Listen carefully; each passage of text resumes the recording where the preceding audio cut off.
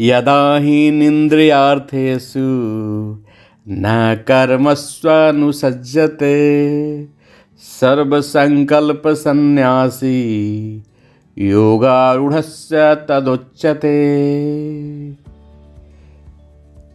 दोस्तों, चलिए पहले अब एक एक शब्द का अर्थ समझ लेते हैं ताकि इसका भावार्थ समझने में अधिक आसानी हो। यदा अर्थात जब, ही अर्थात निश्चय ही, न अर्थात नहीं, इंद्रिय अर्थेषु अर्थात इंद्रिय विषयों के लिए, न अर्थात कभी नहीं, कर्मसु अर्थात कर्म करना, अनुसज्जते अर्थात आसक्ति होना, सर्व संकल्प अर्थात सभी प्रकार के कर्म फलों की कामना करना, सन्यासी अर्थात बैरागी, योग अर्थात आरूढ़, योग आरूढ़ अर्थात योग विज्ञान में उन्नत, तदा अर्थात उस समय, उच्चते अर्थात कहा जाता है। मित्रों, अब इसका भावार्थ ये है कि जब कोई मनुष्य न तो इंद्रिय विषयों में और न ही कर्मों के अनुपालन में आसक्त होता है और कर्म फलों की सभी इच्छाओं का त्याग करने के कारण ऐसे मनुष्य को योग मार्ग में आरूढ़ कहा जाता है।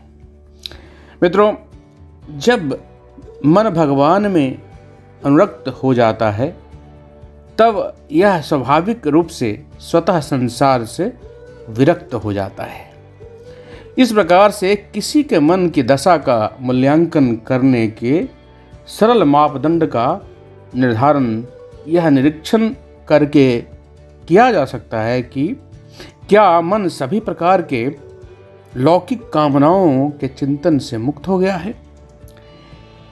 वही व्यक्ति संसार से विरक्त समझा जाता है जो न तो इंद्रिय विषयों के सुखों की लालसा करता है और न ही उन्हें पाने के लिए कर्म करता है।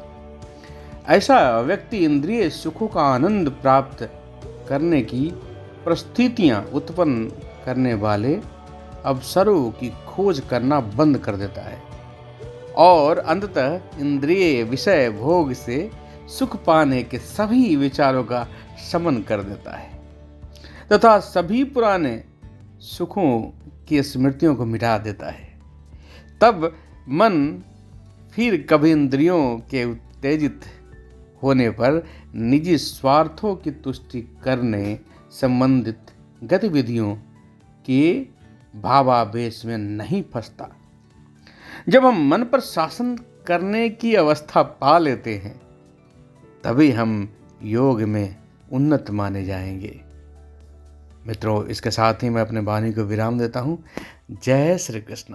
हरे कृष्णा, हरे कृष्णा, हरे कृष्णा।